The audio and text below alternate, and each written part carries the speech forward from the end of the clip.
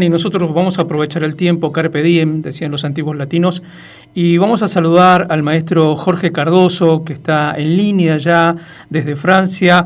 ¿Qué tal? ¿Cómo le va? Un gusto enorme saludarlo. ¿Cómo está? A ver, ahí está. A ver si tenemos mejor señal ahí. A ver, vamos la radio. Ahí estamos. Maestro, bueno, estamos en línea, estamos al aire. ¿Cómo está? Muy buenos días.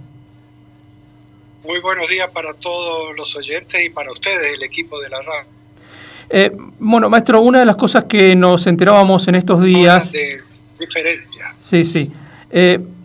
Nos enterábamos estos días de su intención de presentar aquí en Misiones un trabajo suyo de los que ha compuesto, de los muchos que ha compuesto, en este caso para orquesta, coro y narrador, que es La cólera del gran capitán. Cuéntenos un poco de esta obra que, por lo que podemos ver a priori, parece tener una gran complejidad, además. Se trata de San Martín, que está viviendo sus últimos días en Boulogne-sur-Mer, y allá, ya anciano, repasa su vida con serenidad y lucidez. Uh-huh.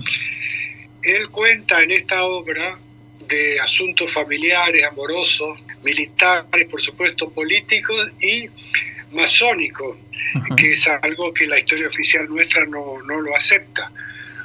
Yo he estado en la casa en el Museo de San Martín, he dado un concierto allá en Boulogne-sur-Mer, he estado en la habitación de San Martín y había un retrato de Simón Bolívar, cosa que es otro de las cuestiones que nos contaron en la escuela, que era un enemigo que Simón Bolívar. Sin embargo, hay un retrato de ahí en su habitación de Simón Bolívar, y por supuesto había una cruz masónica.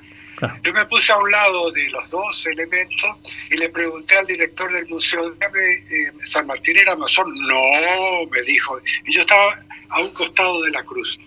En fin, en esta obra no se oculta esa condición, y no se oculta porque la Revolución Francesa, prácticamente todo lo que surgió de ella era producto de los masones franceses.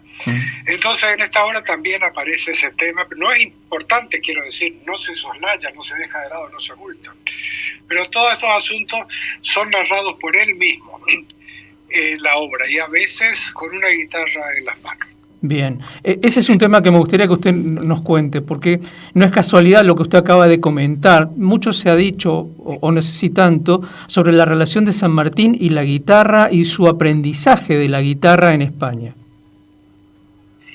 Bueno, en realidad no se sabe si aprendió en España o se aprendió en Argentina. Lo que sí se sabe es que tocaba temas propios de su época, pero sí hay un trabajo publicado aquí en Francia en donde se confirma que San Martín tomó clase con el español formado en la Academia Militar, también masón, que se llamaba Fernando Sors, el famoso Fernando Sors, y que tomó clases con él. Además, por lo que yo pude informarme, pertenecían a la misma logia en París.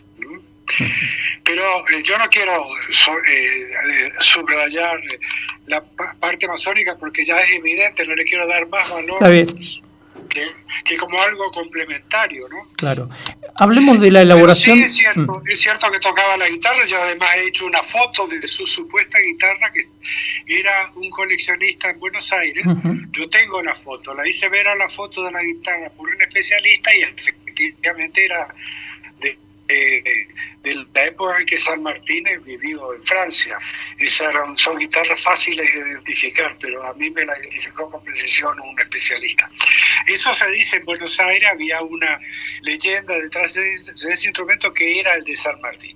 Yo he propuesto a algunos estudiantes o musicólogos, ¿por qué no hacían un estudio más profundo? Pero no tuve eco. Desde aquí poco es lo que puedo hacer. Está bien. Hace poco entrevistamos a un luthier que reconstruyó una de estas guitarras, más o menos de la misma época, 1830 y algo, y nos dio algunos detalles, incluso la encordó con cuerdas de tripa, pero eso lo charlamos otro día. Me gustaría que usted nos cuente el trabajo de elaboración de los textos de toda esta obra, porque hay aquí un narrador, ¿no? ¿Cómo trabajó los textos? ¿En solitario? ¿Tuvo colaboraciones? Yo desde que empecé mis estudios universitarios fue un fanático de la historia de Argentina, no como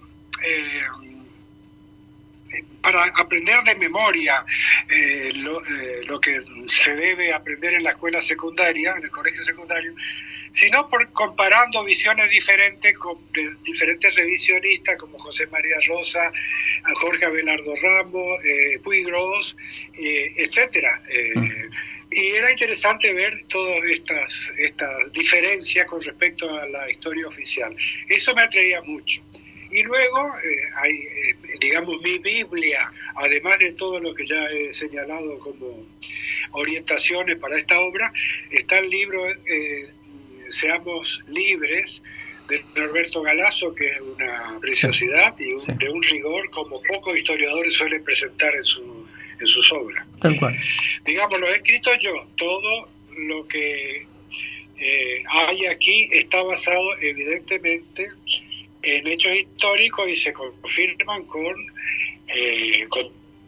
documentos. Lo que pasa es que lo mío no es una obra, es artística, no histórica. Claro. Hay un fondo histórico, entonces cuando San Martín habla, lógicamente soy yo el que escribió lo que él dice, ¿no? Claro que hay algunas partes de los textos que el narrador repite textualmente textos que se han conservado en documentos de San Martín. Textualmente, esos textos que no son míos están y además es una obra que me produjo mucho placer escribirla, no solamente la música, sobre todo los textos, porque tuve que... Hola. Sí, ahí se había interrumpido un poquito la comunicación. Usted decía tuve que... Pero... ahí estamos. Usted justo estaba diciendo que tuvo mucho placer en escribir la música, pero también, sobre todo, escribiendo los textos. Sí, eso.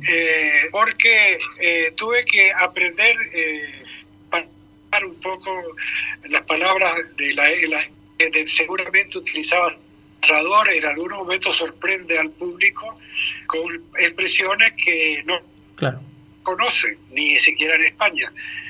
Por eso al final vocabulario con expresiones y la explicación de ellas vivió en España y que sin duda las utilizó.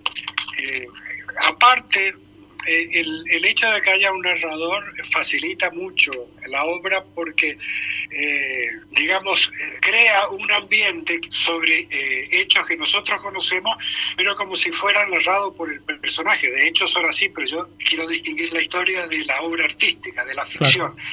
Digamos, lo que él dice y cómo lo dice, eso lo escribí yo. El contenido ya está escrito y lo pueden encontrar en muchos libros de historia. Lo que me produce placer, que era lo que se cortó, es que tenía que hablar en una lengua diferente, tendría que pensar con una mentalidad diferente, tendría que ubicarme en un contexto que no es el nuestro y ver cómo expresar las ideas de una manera que parezcan realmente, de hecho, como ya he dicho más de una vez, de hecho lo son, pero no fueron expresadas con las palabras que yo utilizo. Entonces, digamos, tiene un componente, si a ustedes les parece que es también histórico, que despertador, porque a San Martín le ocurrió muchas cosas que ocurren aún hoy. Claro. No olvidemos que los fake news la inventó él para distraer y para hacer equivocar, confundir al enemigo español. Se llamaba Guerra de Zapa con Z. Y a él le hicieron muchas cosas también en los porteños, el gobierno de Buenos Aires, le hicieron muchas cosas desagradables sin ninguna prueba, como podemos observar actualmente, ¿no? Tal cual. Es una persecución a una persona por su ideario político o por cuestiones económicas que no basada en hechos que son evidentemente falsos. Tal cual. Para cerrar, maestro, estábamos... Bueno, eso también es interesante.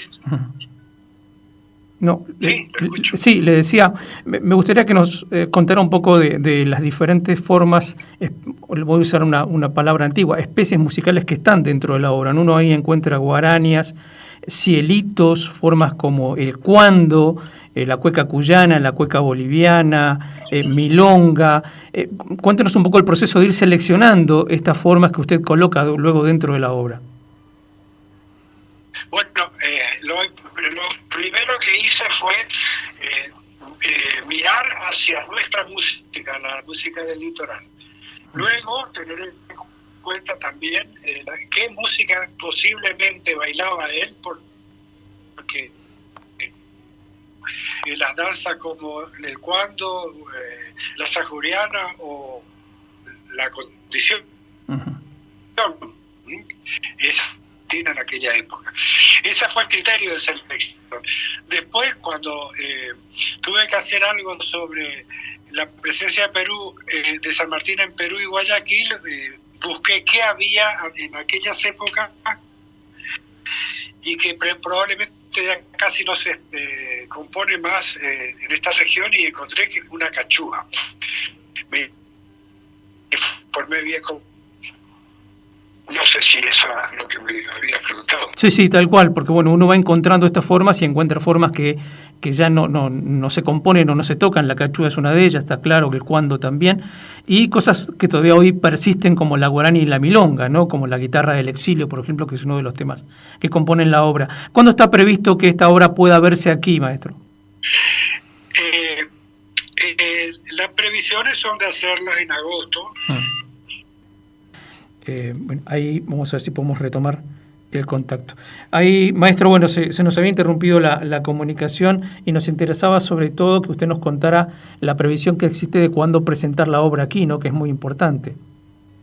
Bueno, la idea es que hacerla coincidir con el 17 de agosto, o sea, el fin de semana siguiente, y si no se puede por razones de programación, pues hacerlo a continuación. Digamos, la idea primaria inicial era esta. Luego hay que ver también la disponibilidad de la orquesta, del coro, de la sala. Entonces yo creo que en este momento se está en esta etapa de ver las disponibilidades. Perfecto. Bien, entonces estaremos atentos a la situación y ojalá podamos volver a charlar sobre la complejidad de esta obra. Bueno, muchísimas gracias, muy amable. Muy amable usted. El maestro Jorge Cardoso charlando con nosotros entonces a propósito de la presentación, de la posible presentación en Misiones de esta obra, La cólera del gran capitán, basado en los últimos días de vida del general don José de San Martín, allí en su casa de Francia, en Boulogne-sur-Mer, y una obra compuesta por Jorge Cardoso, tanto los textos como la música, que podría llegar a verse aquí en el mes de agosto de este año.